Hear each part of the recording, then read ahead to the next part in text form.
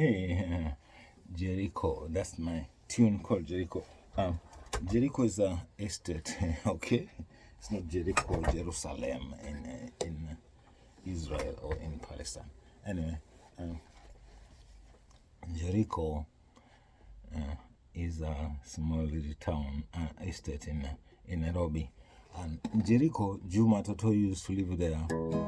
Juma Toto is the one, is a legend, one of the Kenyan legends during the Nairobi times, during the twisty music. The guy who played FC Gor Mahia, Jampira, Ojonjika, FC Gor Mahia, he was known for his song of Gor Mahia. He was singing for Kenyan national team those days. Anyway, so Jericho, that song is about Jericho, and it's a place where I liked, and also Juma used to live there, and we used to go there, and at this place he used to welcome us there. We stayed there, and sometimes there were some gigs, and he told us where we're gonna go and play. I had friends too in Jericho, who people I knew, and it's a beautiful estate. In fact, it was very, very peaceful. In fact, it made me feel very, very, very welcome in Jericho. Very, very welcome. Those days, I don't know nowadays. Anyway, at that time, so as you know, my stories will say, at that time, Juma welcomed us, and Juma is the one who he was the uncle of Oswagale Juma, who used to be our band leader, who we joined together in Mombasa at Bush Bar in a band called Banazeta, and then we left Banazeta and formed Zeta Success together. Me, Philip Juma, and Joliba Dundo, Samuel Dundo. And then later is when we formed the band and stayed at in Diani Paradise, South Mombasa South, in a nice hotel there. They gave us a place to stay. I mean rooms, band rooms. We had their own place to stay, and we had a swimming pool, and we were eating there. We stayed there. We had drinks there, and we were getting paid there whenever we play. We were playing from, I think, Thursday, Friday, Saturday, and Sunday, 4 days in a week. And then Monday, Tuesday, Wednesday, we were either relaxing on Monday, Tuesday, and Wednesday. We rehearsed there. It was so nice, man. The swimming pool was just outside there, and we had at that time we were 3, so we got some more guys. When we got there, I had to go to Mazeras and go and get my cousin Willie Mazera, who I had taught to play bass, and now he became my first bass player in our band Zeta Success. Now we created Zeta Success with Philip Junga and Joliba Samuel Dundo. So that time, after getting Willie, and then we found Riziki Festogano, who now he was well known in Kenya. Festogano, he plays with Maroon Commandos Band, which is a Kenyan national band from the Kenyan Army, which also had lots of hits in the radio in Kenya. The well-known Maroon Commandos, Abel Kifoto was band leader those days. Okay, these guys to have a story with them because I refused to go into bands, and they took our drummer, and Willie too went there sometime, but Willie then left. But anyway, it's life for music, because sometimes when people see you are good, they like to get you and steal you or take you from where you are, or just disturb your focus. But don't lose your focus. So my focus, was to play with bands outside, not armed forces bands or police bands. My my aim was to play with civilians band, and be outside, live normal life. I didn't want to live in a camp and be. I know that I'm gonna be waking up at certain time. Of course, even my life now, I do live like that. I myself, because life you have to be alert. So I know that kind of life, but I don't want it to be forced. I mean, for me to be, so that if I don't do it, somebody is going to be standing. So anyway, it's called a cause and it's called a duty. So if you're getting into a duty, there are rules, so you have to follow. Anyway, I didn't want that, so I got. I just wanted to do my own music. Anyway, forget about all that now. Okay, so in Diani, after getting Riziki Festogano, who was in Maroon Commandos band, Riziki found us a rhythm guitar player, another guy. His name is Saidi Bandika. And we already have another rhythm guitar player. Remember Joliba, who was playing with Oswaga and me, we were three to guys together. Joliba was the rhythm guitar player, I was the lead, and Oswaga sang. So I did sing and play lead guitar, and he sang. So Joliba played rhythm guitar. Joliba didn't like to sing. He was mostly, he was complicated in his guitar, because what he plays in his guitar, you cannot play that stuff and sing, man. This guy was a monster. Anyway, Joliba only played rhythm guitar. So, and Saidi, when he came to join him, so there were two rhythm guitar players in the band, and they would exchange. Or sometimes they play together. And so Willie was our bass player. We were there. That time we were only us, and then we needed to have guitar amps. We didn't have. We missed some of the equipment because we had a mixer for singing and monitors, and I think one amplifier, and we needed to have two amplifiers. We needed to have a bass amplifier and another guitar amplifier. We had mics and everything. And then a guy came, he saw us practice rehearsing, and he was passing by. And he was very interested. And to come and discover, he was a Kenyan, but he lived in the UK for a long time, and he just come back from there, and I guess he had a big holiday in the beach hotels around there. His name is John, we call him John Rasta, because they're dreads. He's a Kenyan guy, but the way he spoke, his Swahili is very broken.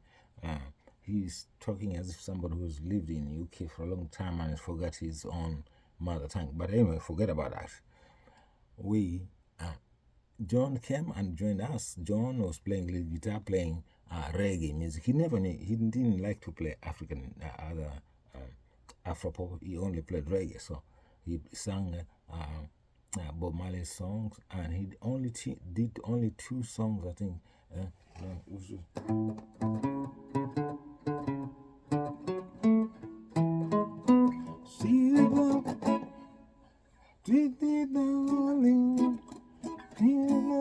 So, and so we do that with him. And then also, did he sing Woman No Cry? No, he didn't sing Woman No Cry. And then, after still, and then the other song where he wanted to sing Redemption song by himself, and he was not good playing that song.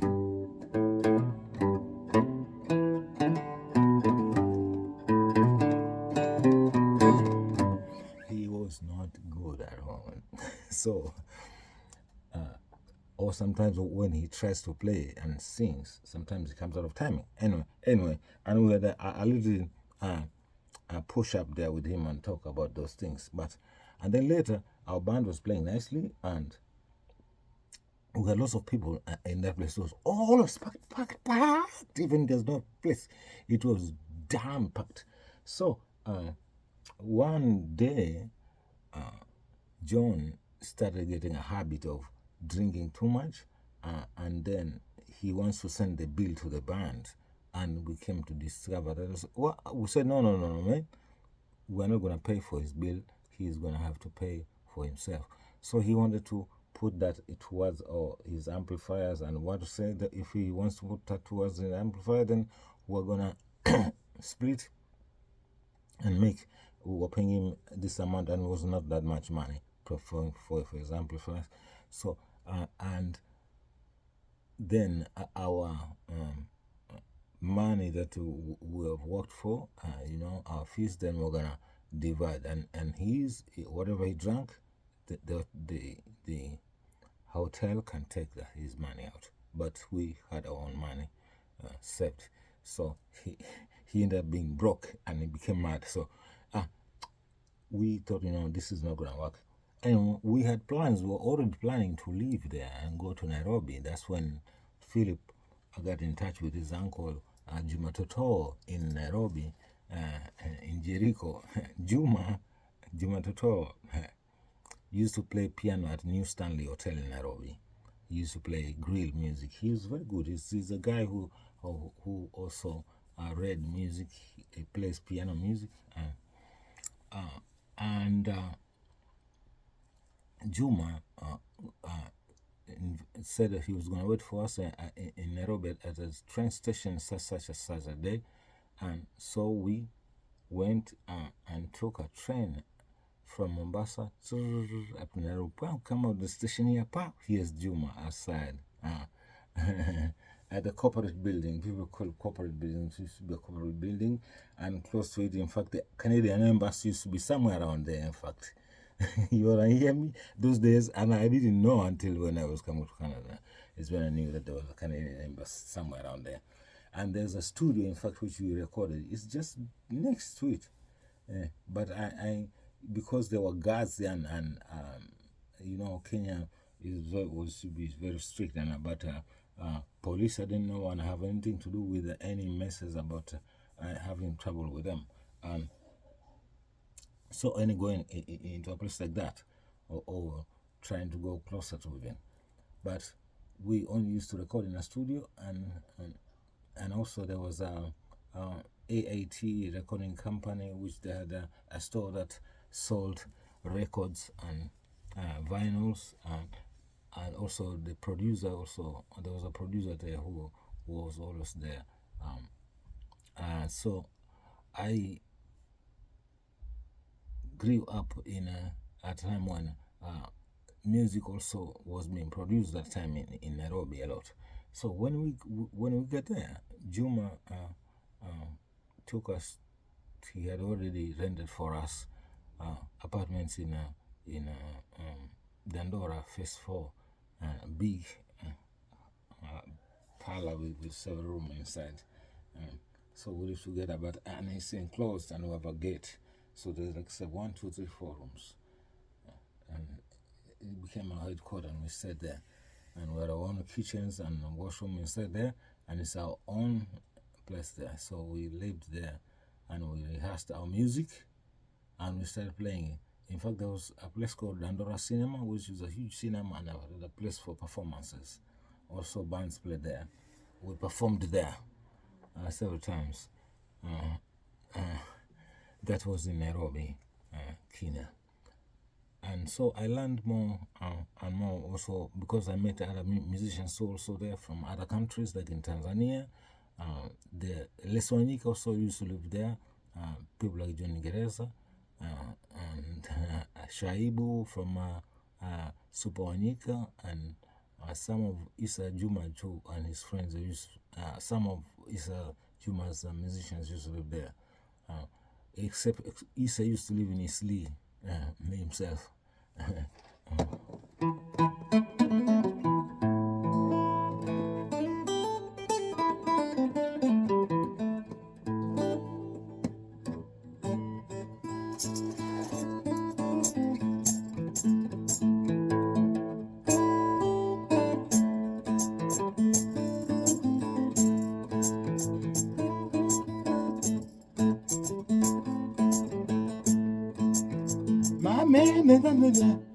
Nikakwere tembe nikalimete babe nentodena nikakwere tembe nikalimete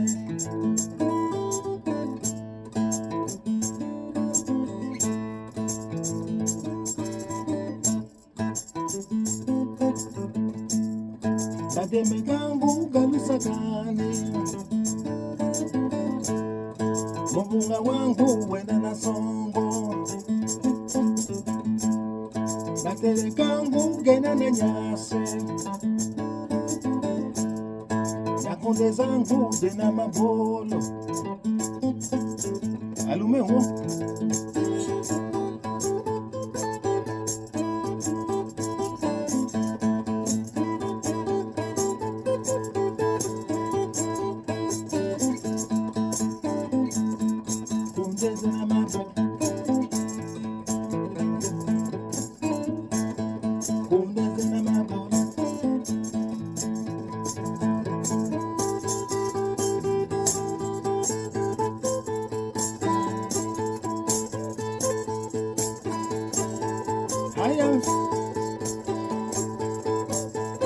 Alume wo,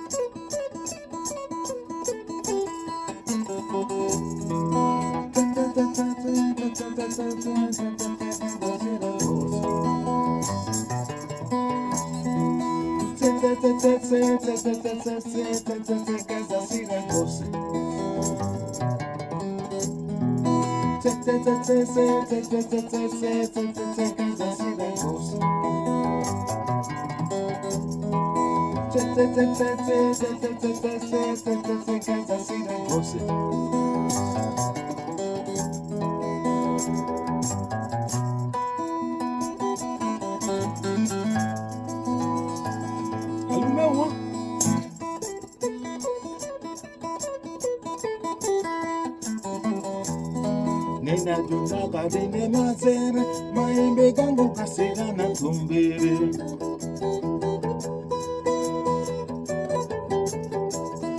Nenda gayanga tumbe mazere, na manga wangu wasera na ongere.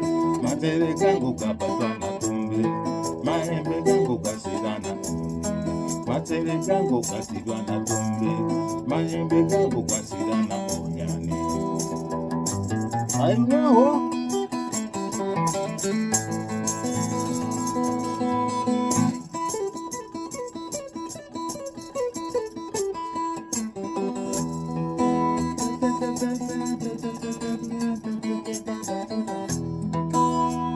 Alume wo.